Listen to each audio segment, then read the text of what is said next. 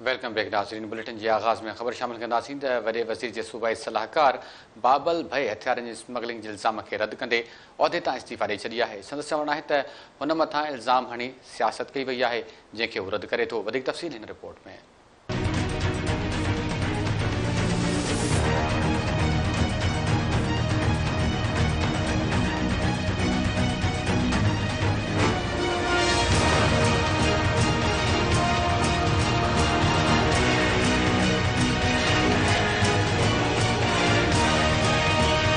शिकारपुर वेझो गैर कानूनी हथियार हथ अचण वारो मामले तां वॾे वज़ीर जे सूबाई सलाहकार बाबर भयो उहिदे तां इस्तीफ़ा ॾेई छॾी आहे। सूबाई सलाहकार बाबर भयो चयो आहे त हुन मथां इल्ज़ाम सरासर ग़लति आहिनि। वॾे वज़ीर शफ़ाफ़ जांच कराए बाबर भयो वधीक चयो हुन ते अजाया इल्ज़ाम हणी साख मुतासिर कई वई आहे। इस्तीफ़ा जो मक़सद शफ़ाफ़ जांच ऐं गैर जानबदारणी जांच करणु आहे। संदसि चवणु हो त गुज़िरियल ॾींहुं हथ आयल हथियारनि ते गैर ज़रूरी सियासत कई वई, जॾहिं त हू सलाहकार हुअण नाते इल्ज़ामनि जी सख़्तीअ सां तरदीद करे थो। बाबर ख़ान भयो वधीक चयो त हुन जो उन वाक़िए सां कंहिं बि क़िस्म जो ताल्लुक़ ऐं न ई वास्तो आहे, पर हुन मथां ग़लति इल्ज़ाम हणी साख मुतासिर कई पई वञे। हुन चयो त हू वॾे वज़ीर खे दरख़्वास्त करे थो त इस्तीफ़ा मंज़ूर करे जांच करण बैदि इंक्वायरी रिपोर्ट मंज़र आम आंदी वञे।